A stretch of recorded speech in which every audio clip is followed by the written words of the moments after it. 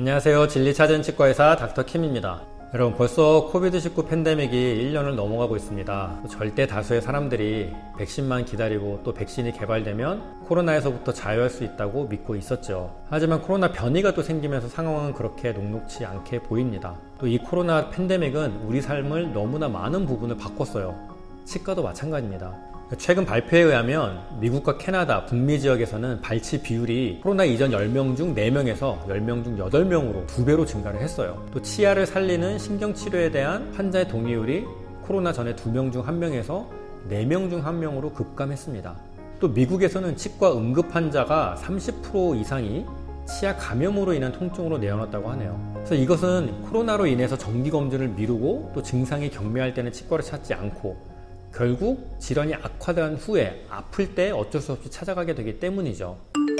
그러면 오늘 제가 준비한 거는 어떻게 하면 요즘과 같은 이런 환경에서 충치를 최대한 예방할 수 있는지에 대해서 말씀을 드리려고 합니다. 사실 양치질 하는 법에 대한 영상은 다른 원장 선생님들이 많이 올리셔서 참고하시면 될 것 같고요. 저는 충치가 어떻게 생기는지에 대해서, 충치 발생 기전에 대해서 여러분들에게 말씀드리려고 해요. 충치가 왜 생기고 어떻게 생기는지에서 이해가 되시면 자연스럽게 식습관이나 구강관리 습관이 바뀌어지고 충치 예방을 확실하게 하실 수 있을 것입니다. 먼저 충치가 발생하려면 4가지 요건이 맞아야 돼요. 숙주 요인, 세균, 시간, 음식물. 이 중에서 이제 첫 번째 숙주 요인에는 충치가 생기려면 당연히 치아가 있어야 되겠죠. 그래서 임플란트나 틀니에는 충치가 당연히 안 생깁니다. 또 두 번째는 입안에 뭐가 있죠? 항상 침이 가득하게 있죠. 이 침이 굉장히 중요한 역할을 합니다. 나중에는 침에 대해서만 또 따로 제가 준비해서 알려드리겠습니다. 그래서 우선 치아는 단단한 뼈와 같은 구조지만 무기질 함량이 뼈보다도 더 높아요. 그래서 우리 몸에서 가장 단단한 구조인데, 참 신기한 것은 이 단단한 치아 표면에서 이온들이 빠져나가고 다시 들어오고 하는 일들이 벌어지고 있다는 거예요. 치아 표면에서는 칼슘이나 인과 같은 이온들이 빠져나가는 과정을 탈회라고 하고요. 또 침 안에 있는 칼슘과 인이 다시 치아에 침착되는 현상을 재광화라고 합니다. 이 과정이 반복적으로 이루어지면서 치아 표면을 건강하게 유지를 시켜주는 거예요. 여기서 탈회는 치아 표면의 산도가 산성으로 바뀔 때 발생을 해요. 산도란 크라운 산도가 아니에요. 산도란 산성의 정도를 말하는데요. 다른 말로는 pH라고도 하는데 보통 우리 구강 내는 중성인 pH 7 내외를 유지하게 되어 있어요. 근데 이 산도의 균형이 깨지게 되면 충치가 발생이 되는 거고요. 이 산도의 균형이 깨지는 경우는 구강 내 환경이 산성이 되는 경우예요. 크게 2가지예요. 첫 번째는 산성 음식을 먹었을 때, 두 번째는 탄수화물이나 당을 섭취한 후에 구강 내 세균이 그것을 먹고 대사한 후에 배설된 산에 의해서 구강 내가 산성이 되는 거예요. 충치 유발과 관련된 충치균에 대해서 조금 더 자세하게 설명을 드릴게요. 구강 내는 항상 균들이 존재하는데요. 이 균들을 상주균이라고 하는데 구강 내 세균의 종류는 500에서 1000개 정도가 돼요.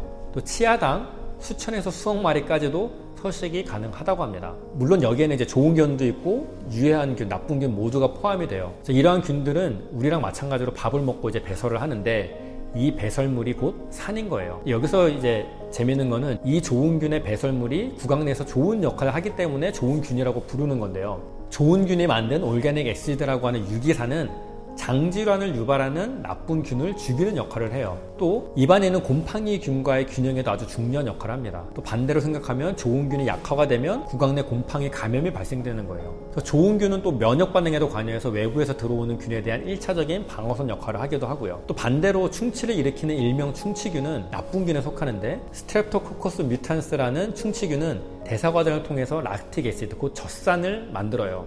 이 산이 결국은 치아 표면의 산도를 높이고 치아 표면을 탈회시켜서 충치를 일으키게 되는 거예요. 여기서 중요한 것은 이 충치균이 무엇을 먹느냐예요. 충치 유발 음식이나 여러분들 충치 예방 음식에 대해서 들어보셨을 거예요. 그래서 이렇게 충치균은 편식을 해요. 충치균이 먹는 음식은 딱 2가지입니다.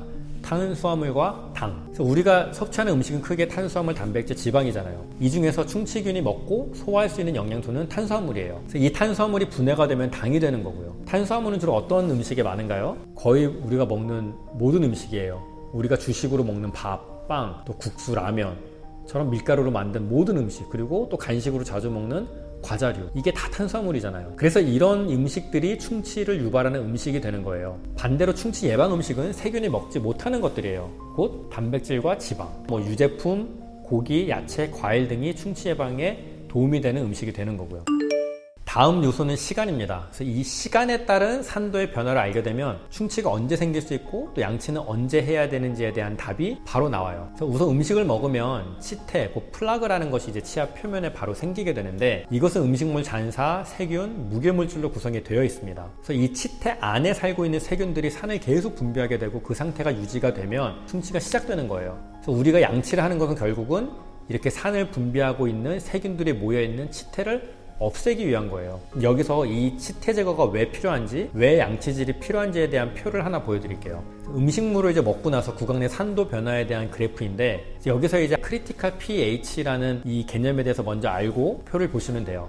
그래서 이 pH가 5.5, 크리티컬 pH인 5.5 이하로 내려가게 되면 탈해가 일어나는 그런 경계선이 되는 거예요. 여기서 중요한 것은 음식을 섭취하게 되면 5분, 10분 이내에 구강 내 pH가 급격하게 5 이하로 내려간다는 거예요. 그런데 또 신기한 건 자연적으로 시간이 지나면 치매 완충 작용에 의해서 3, 40분 후에는 정상 pH로 돌아오게 됩니다. 그럼 이 사실을 통해서 우리는 언제 양치를 하면 되는지 알 수 있어요. 여러분들 그 333 법칙에 대해서 들어보셨죠? 하루 3번, 밥 먹고 3분 동안. 지금 미국 치과협회에서는 이 프로토콜을 둘로 바꿨어요. 하루에 2번, 2분씩. 그 말은 이를 닦는 횟수보다는 한 번 닦을 때 얼마나 잘 닦아야 하는지가 더 중요하다는 의미예요. 그런데 이제 제가 많이 받는 질문이 식사 후 3분 이내 바로 닦아야 되는지 아니면 밥 먹고 30분 뒤에 닦아야 하는지입니다. 식후 3분 이내에 닦아야 한다는 주장은 세균의 대사가 아까 그 그래프처럼 5분, 10분 내에 급속해지기 때문에 그 전에 이를 닦아야 된다는 거고요. 30분, 40분 이후에 닦아야 한다는 주장은 구강 내가 산성일 때는 이를 닦으면 치아 표면에 손상을 줄 수 있기 때문에 구강 내 완충 능력으로 산도가 정상적으로 회복을 한 다음에 닦으면 된다는 거예요. 우선 답부터 말씀을 드리면 3분 이내든 40분 후에든 시간은 큰 관계가 없다는 거예요. 그러면 3분 이내에 꼭 닦아야 한다는 주장이 실질적으로는 의미가 없는 이유가요. 식사를 하는 동안에 이미 구강 내 산도는 올라가서 산성이 상태가 되었어요. 그렇기 때문에 식후 3분 이내 이 말이 산성이 상태가 되기 전 과 같다고 할 수가 없는 거예요. 또 충치는 식후 5분, 10분 이내에 산성이 상태가 됐다고 해서 바로 생기는 것이 아니기 때문에 그 시간에 연연할 필요가 없다는 거예요. 사실 충치가 생기려면 플라그가 치아 표면에 붙고 일정 시간 동안 제거되지 않고 남아 있어야 충치를 일으킬 만한 정도의 탈해가 진행되기 때문이에요. 그럼 두 번째로 3, 40분 후에 닦아야 하는 의견은 구강 내 환경이 산성이 상태에서 이를 닦으면 치아 표면이 손상을 받게 된다는 이유 때문인데 사실 산성이 상태에서 이를 닦는다고 해서 그것이 치아 표면을 실제로 문제가 될 만큼 또 인상적으로 유의할 만큼 상하게 하는 경우는 찾아보기 힘들기 때문이에요. 부드러운 칫솔로 치과의사가 알려주는 방식의 양치질을 하시게 되면 식후 바로 닦는다고 해서 치아 표면에 손상을 일으키는 것은 아니라는 겁니다. 중요한 것은 본인의 상황에 맞는 시간에 식후 5분 이내든 30분 이후든 양치를 할 때 얼마나 구석구석 치태가 남아있지 않게 닦느냐가 중요한 거예요. 여기서 한 가지 중요한 사실을 말씀드릴게요. 음식을 섭취하는 빈도는 언제 이를 닦느냐보다 훨씬 더 중요한 요소예요. 지금 보고 계시는 이 그림은 초콜릿을 한 개씩 5번 먹는 경우와 5개를 한 번에 먹는 것의 차이를 보여주는 건데 여러분들은 둘 중에 어느 경우에 충치가 더 잘 생길 것 같으세요? 바로 답으로 들어갑니다.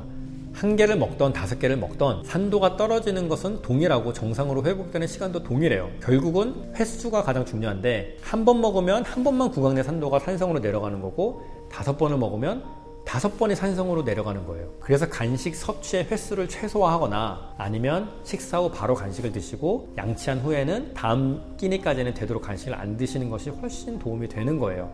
이것과 연관된 재미있는 연구가 있는데요. 그림을 보시면 같은 300g의 설탕을 끼니 사이사이에 과다로 섭취했을 때는 1년에 충치가 4개가 생겼으면 같은 양의 설탕을 밥과 함께 먹은 경우는 1년에 충치가 0.4개로 훨씬 적게 생긴 것을 관찰할 수 있었습니다. 마지막 네 번째 요소는 음식물입니다. 앞에서 말씀드렸듯이 탄수화물이 충치균의 주식이잖아요. 근데 여기서 또 한 가지 중요한 개념이 있는데 탄수화물의 성질, 탄수화물이 치아 표면에 붙는 끈적임 정도랑 또 이에 따른 자정시간, 그 치매에서 자연적으로 없어지는 시간이 음식 종류에 따라 다르다는 거예요.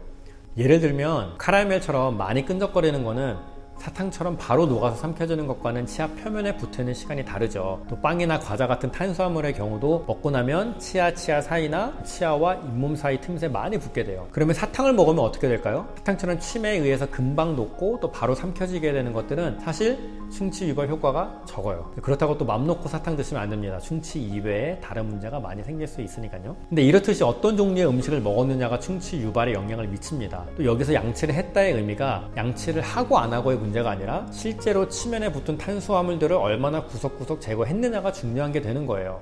여러분 이제 좀 감이 잡히시죠? 처음에 말씀드린 질문인 양치는 언제 해야 되고 왜 그때 해야 되는지, 또 식사법, 식사 마무리는 어떻게 할지, 간식의 종류나 섭취 빈도에 대해서 답을 드리면서 마지막으로 정리를 해드리겠습니다. 첫 번째 양치 시간은 식사 후 3분이던 30분, 40분 후이던 임상적으로는 차이가 없다.